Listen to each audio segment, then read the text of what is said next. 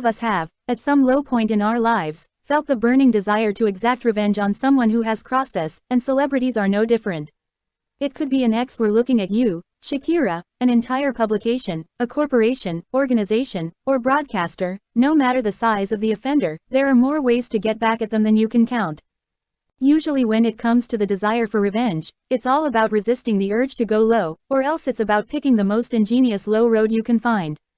Plus, with access to money, cameras, huge fan bases, and more, the last people you want to tick off are celebrities. Add that to the fact that these are highly creative people, and you've got a recipe for some of the most devious revenge stories you've ever heard. Let's go and find out. SHAKIRA. SHAKIRA and GERARD Pique's 12-year partnership came to a dramatic end in 2022. It was rumored that Pique was caught cheating, and he went public with his new girlfriend 2 months later. In January, SHAKIRA released a diss track called, Out of Your League. It premiered in a YouTube video with Argentinian producer Bizarrap. Within 24 hours it had gained 63 million views, setting a new record on the video sharing platform. In the song, SHAKIRA addresses her ex and his relationship with the significantly younger Clara Chia. I'm worth 2 22-year-olds, she sings in Spanish, you swapped a Ferrari for a Renault Twingo, you swapped a Rolex for a Casio. GERARD Pique. Pique was quick to shoot back, turning up to work in a Renault Twingo. It's clearly not the usual vehicle of choice for one of the highest paid sports stars in the world, and his message was clear. He gave the paparazzi a big grin as he parked. SHAKIRA. On Valentine's Day, SHAKIRA posted a video of herself lip-syncing along to SCA's song, Kill Bill. The lyrics go as follows. I might kill my ex, not the best idea, his new girlfriend's next, how'd I get here? Lana Del Rey. Lana Del Rey has carefully crafted her artist persona as the kind of woman you don't want to cross, and in December, she gave us the best example yet. As she prepared for the release of her album, Did You Know That There's a Tunnel Under Ocean Boulevard, the singer decided to put a billboard up, but only one, and in a very specific location. Del Rey shared a photo of herself with the billboard and wrote in the caption, There's only one, and it's in Tulsa. According to Uproxx, she added in the comments, It's personal. Fans were quick to point out that her ex lives in Tulsa, so it certainly feels personal.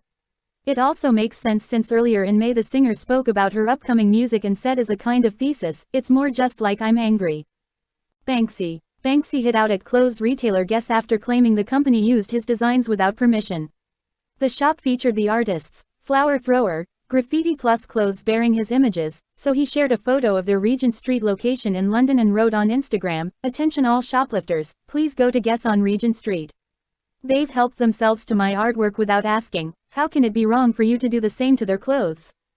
After encouraging fans to shoplift at the store, Guess closed the storefront to the public, covered up the window display, and placed security outside. The company sourced the BANKSY artwork via a third party, namely Brandalized, which licenses designs by graffiti artists, though BANKSY has stated that his work is available to license for non-commercial ends.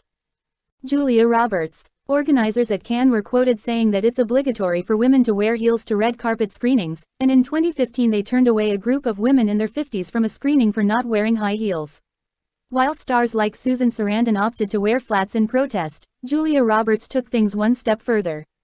Taking a stand against Heelgate, Roberts appeared on the 2016 Cannes red carpet in a floor-length gown, which she then lifted to climb the stairs, revealing she was completely barefoot. Joan Crawford. Late actresses Joan Crawford and Bette Davis had a decades-long feud that was both personal, involving their men, and professional.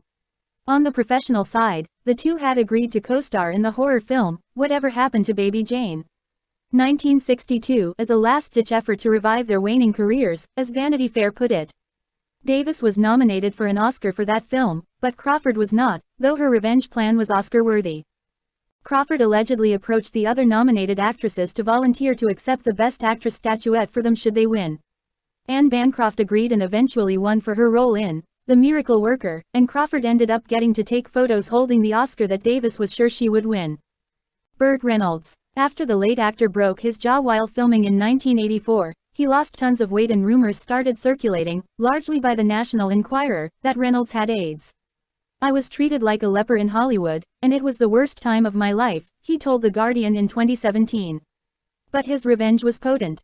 One Christmas Eve my pilot and I loaded my helicopter with manure from my ranch, flew over the National Enquirer building and watched it cascade down their giant Christmas tree, Reynolds told The Guardian.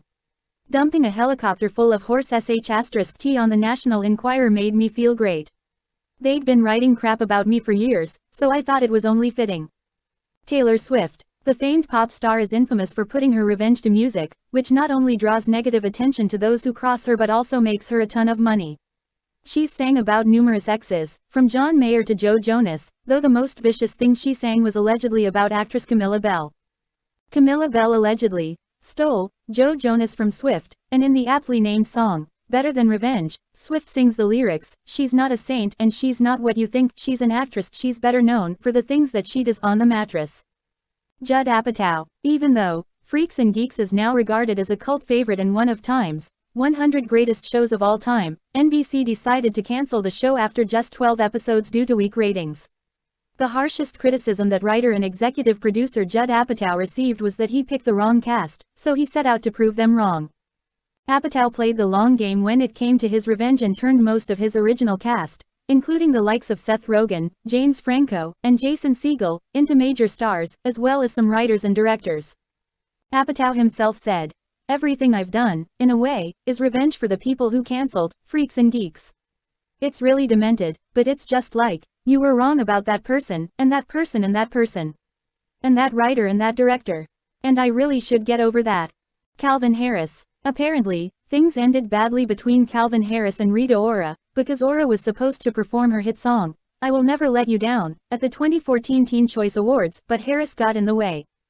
Ora explained in an interview with Ryan Seacrest, "For anybody who doesn't understand how it works, he wrote and produced the song.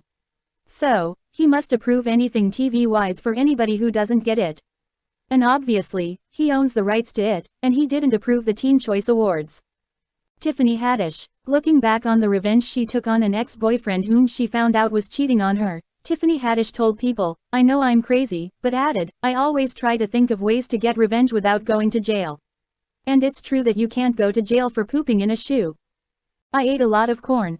A lot. And I didn't chew it so well," she wrote in her memoir, The Last Black Unicorn, as she explained the time she pooped in her ex's favorite pair of Jordan sneakers. Even better is that he put them on without realizing, and she appropriately let him know that he'd just stepped in, "All the you put me through." Bill Murray. When filming Groundhog Day, 1993, Bill Murray was reportedly cranky due to his first marriage dissolving and felt the production staff was bugging him with calls, aka just doing their jobs. The communication between himself, the studio, and director Harold Ramis was so poor that they suggested Murray get an assistant to deal with all of that. So, he hired a personal assistant who was profoundly deaf, did not have oral speech, spoke only American Sign Language, which Bill did not speak, nor did anyone else in the production, Ramis told Entertainment Weekly. Ramis continued, "But Bill said, 'Don't worry, I'm going to learn sign language.' And I think it was so inconvenient that in a couple weeks, he gave that up. That's anti-communication, you know. Let's not talk. It's ridiculous revenge for the least valid of reasons, but devious, nonetheless."